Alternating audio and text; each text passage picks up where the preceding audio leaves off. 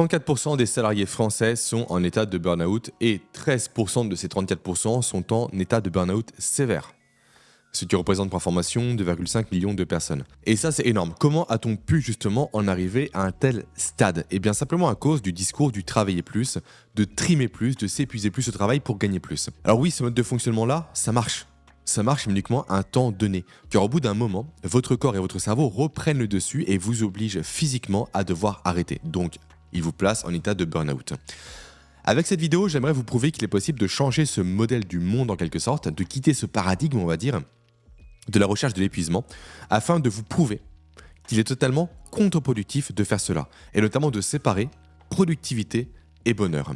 Et même, plusieurs études, et j'en parlerai dans la vidéo, ont montré preuve à l'appui qu'être plus heureux rend plus productif.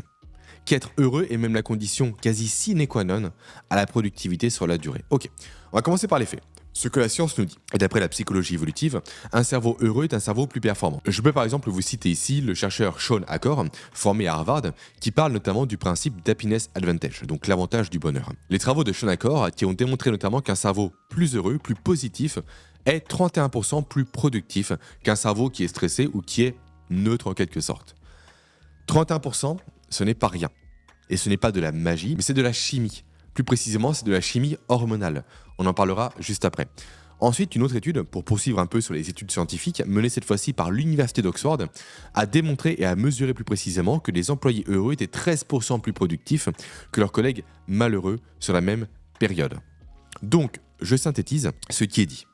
À compétence égale, la différence se fait non pas sur les outils, non pas sur les stratégies, mais sur l'état d'esprit. C'est fou quand même, non ? Moi, littéralement, ça me retourne. D'autres études intéressantes sont encore à citer, notamment celle émise par Barbara Fredrickson, université, il me semble, de Caroline du Nord, si mes souvenirs sont bons, qui a démontré que les émotions positives élargissent notre champ de pensée. Ont un effet qu'elle appelle, elle, broaden and build, donc élargir et construire. En clair, quand on se sent bien, on pense plus large, on est plus créatif, on apprend mieux, on trouve plus vite des solutions innovantes. Ok ? Donc, les capacités d'attention, de résolution de problèmes, ainsi que la mémoire de travail, tout cela fonctionne mieux quand on est dans un état d'esprit plus serein, plus positif. Autrement dit, si on résume les propos tenus précédemment, les études que j'ai pu mentionner, le bonheur nourrit la performance. Maintenant, j'ai une question. Si le bonheur est autant un levier de productivité, pourquoi sommes-nous arrivés dans une société où nous avons totalement déconnecté la performance du bien-être? D'après moi, d'après mes recherches, d'après ma compréhension, il y a plusieurs raisons qui expliquent cette déconnexion-là. Primo, la pression sociétale, et notamment la culture du travail, qui joue ici un rôle énorme dans ce switch-là, dans cet abandon du bonheur. En effet, depuis l'ère industrielle, on valorise le nombre d'heures travaillées plus que la qualité du travail accompli. En effet, la culture d'entreprise classique, dont on a hérité encore aujourd'hui, glorifie les premiers arrivés, et glorifie aussi les premiers partis. On admire à tort celui qui fait toujours plus que les autres, celui qui arrive avant les autres, celui qui, même au détriment de sa santé, travaille plus que les autres. Et donc, on envoie, consciemment inconsciemment ici, une glorification directement du surmenage, notamment du surmenage toxique. Et on vient directement marteler inconsciemment le message suivant, qui dit que si tu ne souffres pas, tu ne travailles pas assez. Ok ? Après, secondo, un facteur un peu plus subtil cette fois-ci, ce que j'appelle la dissonance évolutive. En effet, comme je le répète très souvent, notamment dans mon livre « Votre cerveau n'est pas programmé pour être productif », paru aux éditions Erol, disponible partout, notamment sur Amazon si vous le souhaitez, le cerveau humain est le fruit de l'évolution. Or, il s'est formé du coup, c'est ce que ça implique quand je parle de ces propos-là, dans un contexte qui est très différent de celui que l'on connaît aujourd'hui. En effet, pendant la préhistoire, nos ancêtres devaient chasser, devaient trouver à manger, devaient éviter constamment des dangers immédiats. Ça, c'était leur quotidien, c'était la survie immédiate, la survie constante. Et dans cet environnement-là, il n'y avait que très peu de place au bonheur immédiat.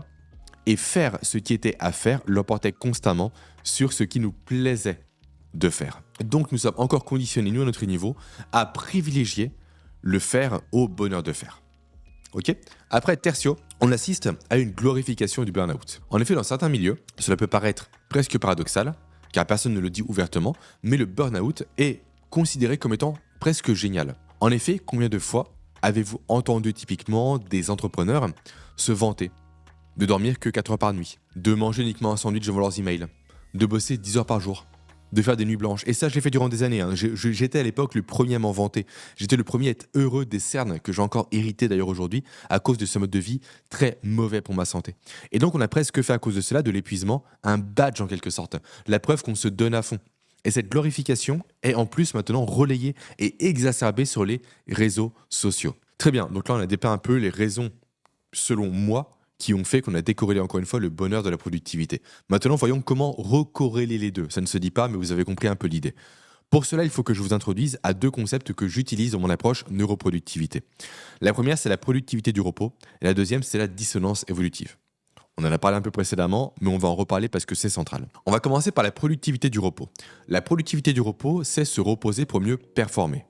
Donc c'est l'idée selon laquelle le repos doit faire partie intégrante du cycle de la productivité. Autrement dit, un temps de repos n'est pas un temps perdu, c'est un investissement dans votre cerveau, dans votre corps pour avoir de meilleurs résultats par la suite. Et quand je parle de ça, aux personnes que j'accompagne, j'aime donner un exemple. L'exemple du sportif de haut niveau. Pour un sportif de haut niveau, c'est normal et naturel d'intégrer sa récupération dans sa préparation physique, dans son entraînement. Sinon, conséquence naturelle, c'est la blessure s'il ne le fait pas.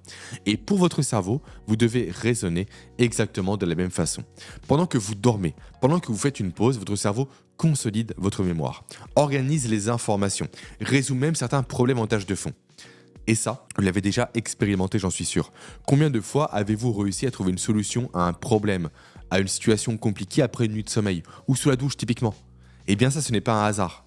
En effet, nos meilleures idées surgissent souvent quand on s'autorise un moment de off, un moment de déconnexion mentale, justement parce que votre cerveau sort de son mode tunnel à ce moment-là, et c'est là qu'il peut faire uniquement des connexions qui sont inattendues, qu'il peut être plus créatif. Et la science, pour information, valide parfaitement ça. Et là, je vais citer notamment la NASA, une étude notamment que j'aime rappeler très régulièrement, qui a prouvé, encore une fois par la NASA, donc ce n'est pas n'importe qui, que faire des siestes augmentait directement la performance de leurs pilotes, notamment 34% de productivité et d'efficacité en plus et de concentration en plus au niveau de leurs pilotes uniquement pour 26 minutes de temps de sieste. C'est juste énorme, encore une fois. Et donc, c'est ça la productivité du repos. C'est comprendre que se reposer rend plus productif. Concrètement, se reposer, ça passe par quoi? Très bonne question. Ça passe déjà par respecter son sommeil. Arrêtez de dormir uniquement 4 heures par nuit. Visez plus 7 à 8 heures de sommeil véritablement récupérateur. Ça passe également par le fait de faire des pauses en journée. Des pauses notamment actives. Allez marcher, respirer, méditer, déconnecter. Prenez du temps en fait simplement en dehors des écrans. Ok? Et après, ça passe également par des vrais temps off. Soit en journée, soit en week-end.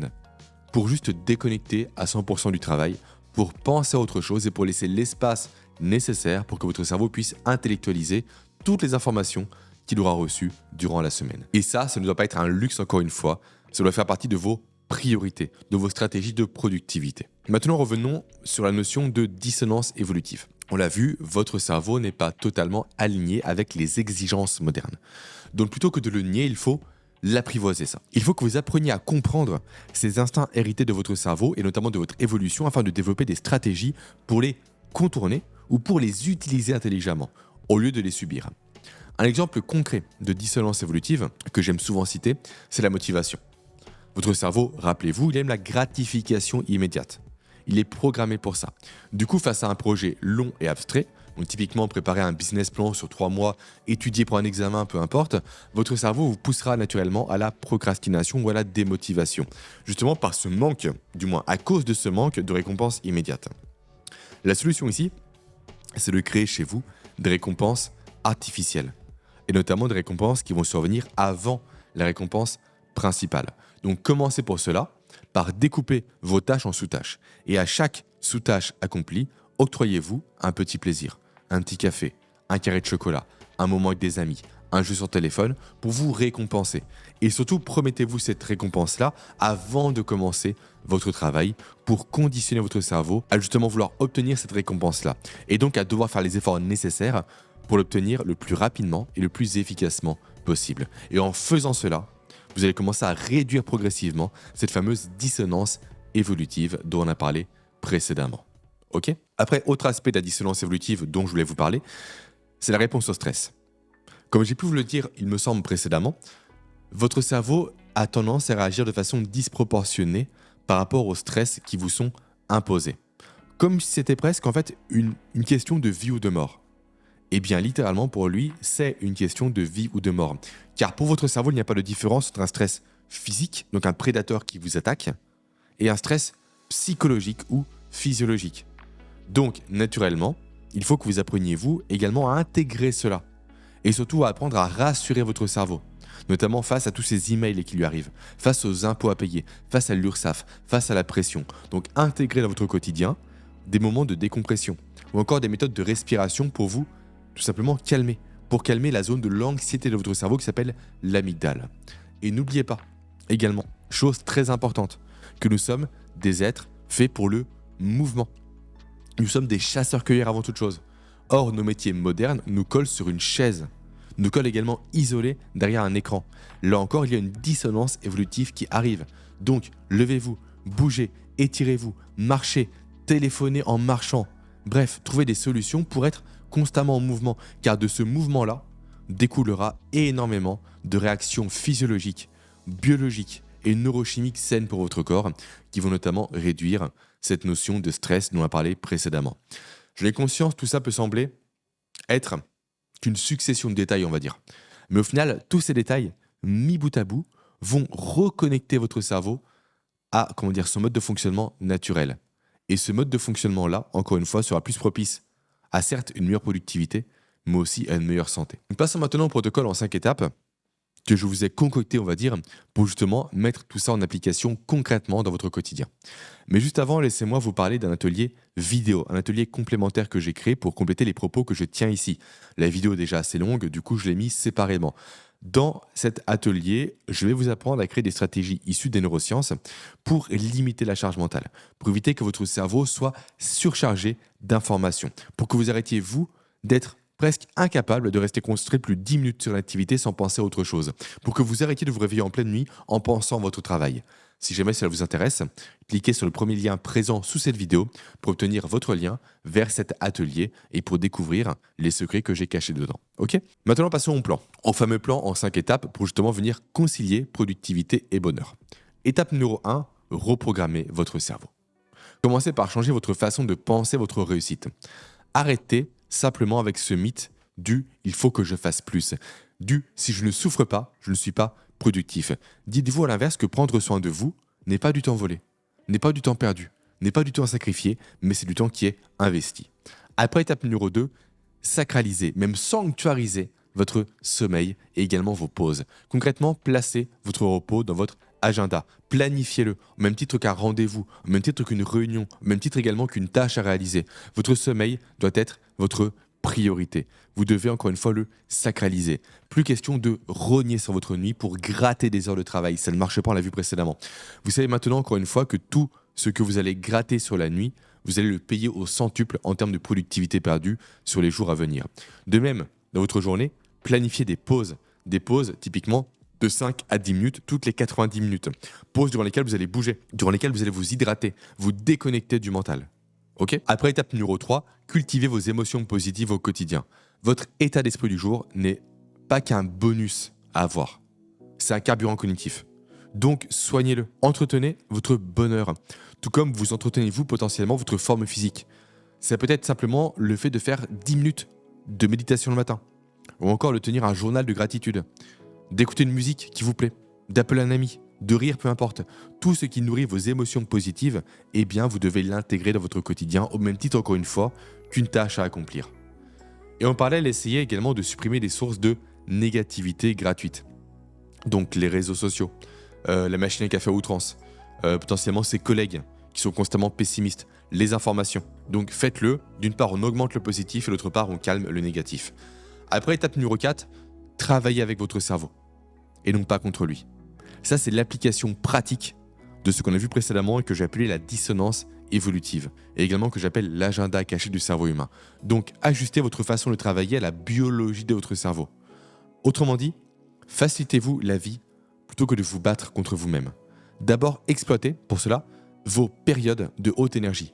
Si vous êtes vous plus du matin, travaillez sur les tâches complexes le matin. Si vous êtes plus du soir, mettez vos tâches complexes le soir, et non pas l'inverse. Ensuite, exploitez également le principe de découper vos gros projets en micro-tâches pour créer du plaisir immédiat, de la gratification instantanée. En effet, chaque petite victoire ici apportera son lot de dopamine, ce qui vous motivera vous à passer à la suite et à poursuivre vos efforts. Donc n'attendez pas la fin du projet dans 6 mois pour célébrer. Faites-le à chaque pas que vous aurez réalisé. Également, soignez ici votre espace de travail. Fermez les onglets inutiles. Rangez tout ce qui est dossier qui traîne, tout ce qui est post-it sur votre bureau. Ayez un espace qui est épuré, qui va venir rassurer votre cerveau. Et enfin, étape numéro 5, bâtissez-vous des rituels de récupération. Et surtout, tenez la distance. Ok ? Littéralement, le but ici, c'est que vous puissiez vous durer dans le temps.